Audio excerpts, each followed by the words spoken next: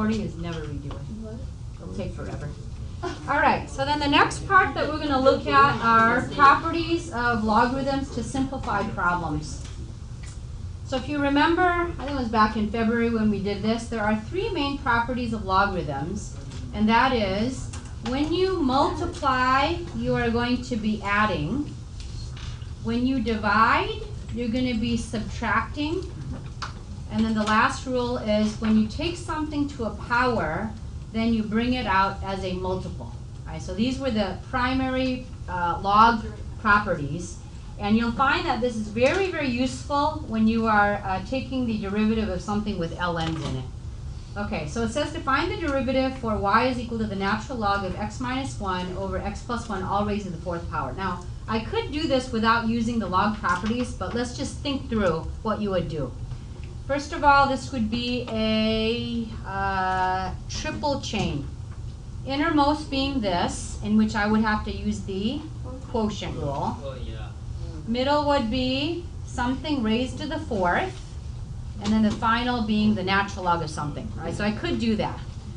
However, I'm going to use the ln property, and I'm going to split it up so that it sums in differences and constants instead of products and also quotients. All right, so I'm going to rewrite it. So this will be y equals, so this 4 can come out to the front, and then what is it when you divide? Subtract. So this will be the same thing as 4 times the natural log of x minus 1 minus, and this 4 also goes with the denominator, so it'll be a 4 times the natural log of x plus 1. So that is rewritten, right? So we've taken a single logarithm and made it as an expansion. And the reason you want to do this is quotient rule is harder, but difference rule is much easier. All right, so now I'm going to apply the rule for the difference, which is you just basically take the derivative, and just subtract. All right, now we're ready to take the derivative. Y prime. Y prime is equal to, what is the derivative of 4 natural log of x minus 1? 4 will just sit out as 4. What's the derivative of the natural log of something? It is 1 over something, so that'll be an x minus 1. The derivative of the inner is just 1, so I don't need to account for anything there. Okay, and then the next part is minus 4 will sit outside, and then you get that derivative, which is just going to be 1 over x plus 1. And then I can just shift the 4 up to the numerator, so that'll be y prime is equal to 4 over x minus 1 minus 4 over x plus 1. They may or may not combine it as one fraction, but this is certainly an acceptable answer, or you could combine it if you want. Okay, so that's really nice if you're able to do that. So if in your homework you see problems where you have to use a product or a quotient rule, you should use these log properties and then make it an easier problem. Okay, questions on that? Okay, then the final problem that we're going to do is logarithmic differentiation. This technique is useful for differentiating functions that are composed of products, quotients, and powers. All right, so we don't always like to use a product rule because it's a lot more complicated, and same thing with quotient rule. So what you do is you take the natural log of both sides. So just take ln of both sides, and then you'll use the laws of logarithms to expand the function as either sums, differences, or constant multiples, and then the final thing is you're going to take the derivative. Okay, so even though ln does not appear in this problem, you're going to force it to appear. How? You just take the ln of both sides. Okay, so then my first task is take the natural log of both sides. So I'll say ln of y is equal to ln of, and then this whole thing here. And I'm going to write these in a friendly form. So tangent squared x is the same thing as tangent of x quantity squared. And then this one, I'll just rewrite it as 1 minus x cubed raised to the 1/2 power. Okay, so we are now able to apply which rule? Basically this one here. So the natural log of a product is equal to the natural log and then the sums. And then you're going to use this one right here. All right, so the left side stays the same, the natural log of y, and that is equal to, so the 2 comes out to the front. So that'll be 2 times the natural log of tangent of x. And then you'll have a plus, right, because product is addition. It'll be 1/2 times the natural log of 1 minus x to the 3rd power. And now we're ready to take the derivatives of both sides. I've just rewritten it. I didn't take the derivatives yet. Okay, so what is a derivative of natural log of y? 1 over 1. Chain rule? 1 over y prime. Yeah, y prime. So it'll be 1 over y, which is the derivative of what natural log of something is. And then the derivative of y is y prime, so I have my y prime.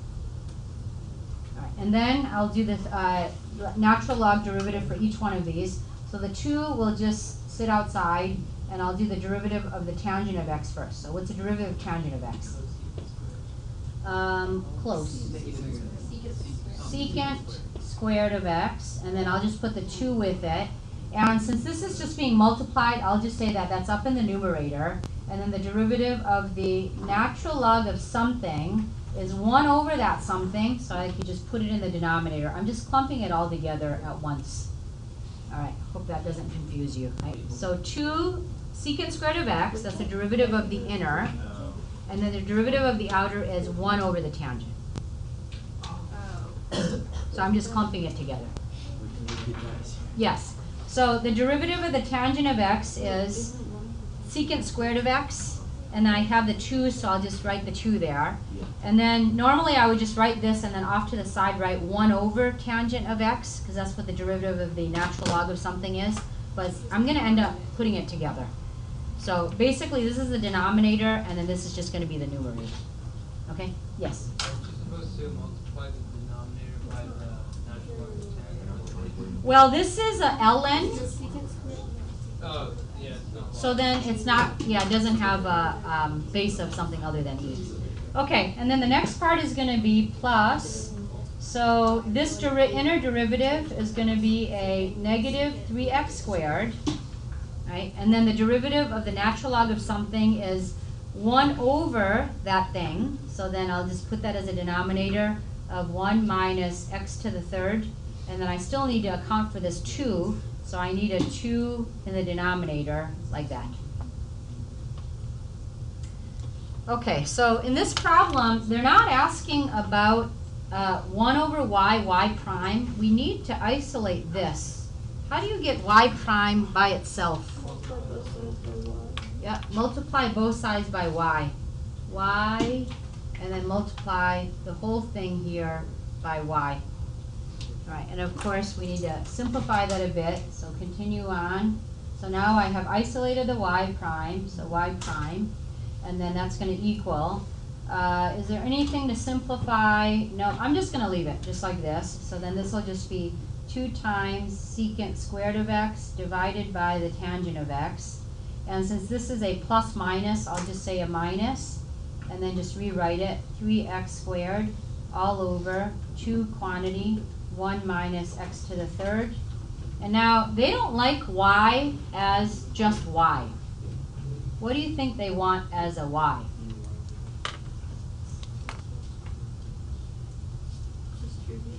See this y here? See this y here? They want this. Okay?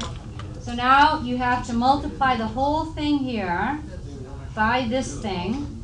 So I have to squeeze it in here. It'll be tangent squared of x times the square root of 1 minus x to the 3rd. That's all being multiplied, and that is the acceptable answer for a y prime. All of this. Right? Because this is the y, and then you go back to the original y, and then you're just going to multiply that part through.